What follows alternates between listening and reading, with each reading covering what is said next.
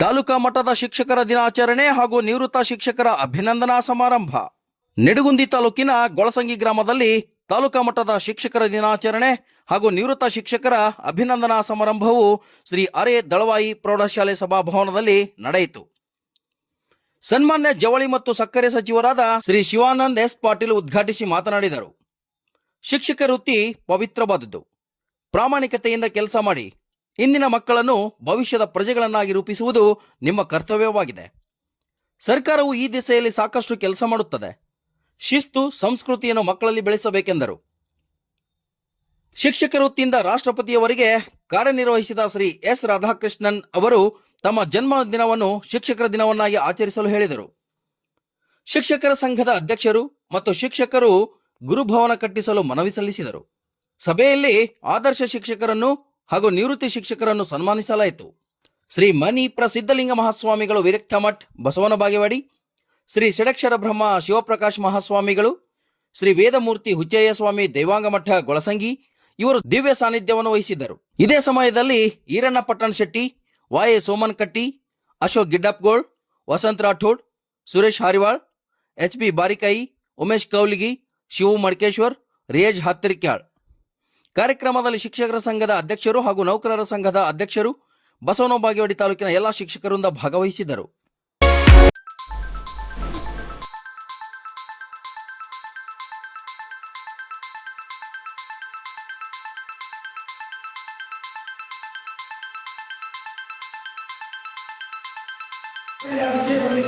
ಇವತ್ತು ಕಾರ್ಮಿಕ ರೈತರೇ ನಮ್ಮ ಸಚಿವರು ಅಂತ ಹೇಳಿ ನನಗೆ ಹೆಮ್ಮೆ ಅನಿಸ್ತಾ ಇದೆ.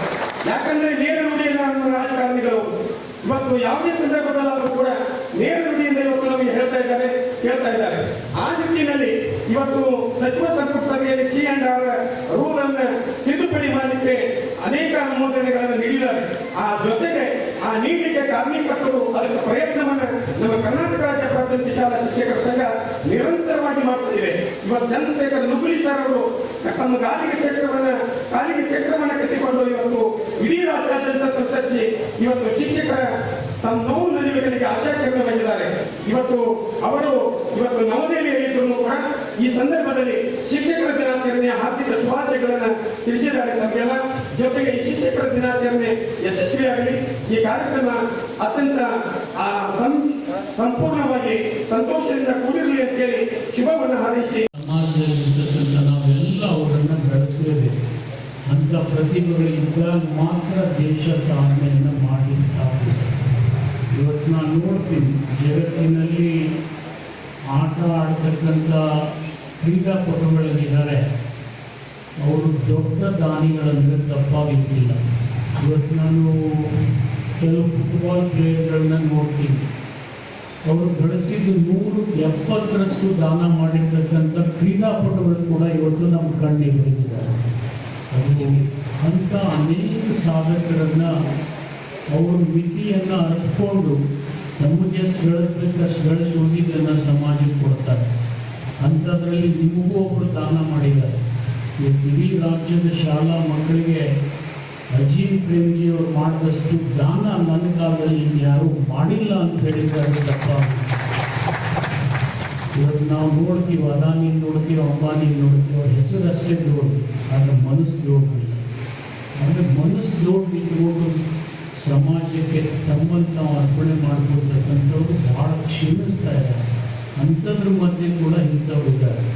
ಇವೆಲ್ಲ ನಾವು ಅರ್ತ್ಕೋಬೇಕು.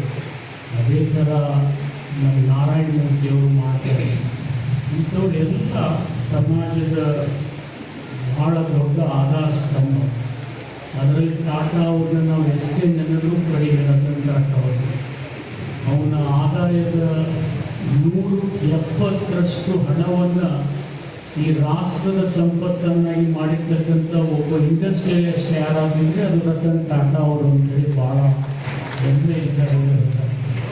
₹100 ಗಳಿಸಿದರೆ ಎಲ್ಲ ಅವರ ಎಂಪ್ಲಾಯ್ಗಳಿರ್ಬೋದು, ಅವ್ರ ಶೇರ್ ಸಭಾ ಸದಸ್ಯರಿರ್ಬೋದು, ಅವ್ರ ಹೆಸರ ಮೇಲೆ ಅವರ ಹಣವನ್ನು ವಿನಿಯೋಗ ಮಾಡಿದ್ದಾರೆ. ಅಂಥವ್ರ ಮಧ್ಯದಲ್ಲಿ ಕೂಡ ನಮ್ಮಂಥವ್ರು ಏನೇ ನಡೆಸಿದ್ರು ನಮ್ಮ ಇಷ್ಟೆಲ್ಲರ ಹಿನ್ನೆಲೆ ಮಧ್ಯದಲ್ಲಿ ಕೂಡ ಜಗತ್ತಿನಲ್ಲಿ ಎಲ್ಲೇ ಯಾವುದೇ ಮೂಲೆಗೆ ಹೋದರೂ ಭಾರತ ದೇಶದ ವೈದ್ಯರು ಸಿಗ್ತಾರೆ ಅನ್ನೋದು ಬಹಳ ನೆಮ್ಮದಿಯ ಸಂಗತಿ ಅಂತ ನಾನು ಹೇಳಬೇಕು. ವೈದ್ಯರು ಅಷ್ಟೇ ಅಲ್ಲ, ಇಂಜಿನಿಯರ್ಗಳು ಸಿಗ್ತಾರೆ, ವಿಜ್ಞಾನಿಗಳು ಸಿಗ್ತಾರೆ. ನಮಗೆ ಸರ್ಕಾರ ಸಿಗದೇ ಇದ್ದರೆ ವಿಜ್ಞಾನಿಗಳು ಪರರಾಷ್ಟ್ರಕ್ಕೆ ಹೋಗಿ ಸಾಧನೆಯನ್ನು ಮಾಡಿದ್ದಾರೆ. ಮತ್ತು ಜಗತ್ತಿನ ಬಹುತೇಕ ಸಿಇಒಗಳಲ್ಲಿ 160ರಷ್ಟು ಯಾವುದಾದ್ರೂ ದೇಶದ ಸಿಇಒಗಳಿದ್ರೆ ಅದು ಭಾರತದ ದೇಶದ ಸಿಇಒಗಳು ಅಂತೇಳಿ ಭಾಳ ಹೆಮ್ಮೆಯಿಂದ ಹೇಳ್ತಾರೆ. ಅವ್ರಿಗೆ ಆದಾಯ ಬರ್ತಕ್ಕಂಥ ಸ್ಥಾನದಲ್ಲಿ ಭಾರತ ಒಂದೇ ಸ್ಥಾನದಲ್ಲಿದೆ. ಯಾಕಂದರೆ ನಮ್ಮವರು ಹೊರಗೆ ಹೋಗಿ ಅಷ್ಟು ಸಂಪಾದನೆ ಮಾಡಿ ಈ ದೇಶಕ್ಕೆ ಹಣವನ್ನು ಕಳಿಸ್ತಾ ಇದ್ದಾರೆ. ಅದು ವಿಜ್ಞಾನಿಗಳಿರ್ಬೋದು, ಡಾಕ್ಟರ್ಗಳಿರ್ಬೋದು, ಇಂಜಿನಿಯರ್ಗಳಿರ್ಬೋದು, ಶಿಕ್ಷಕರಿರ್ಬೋದು. ನಾನು ನಿಮ್ಮಲ್ಲಿ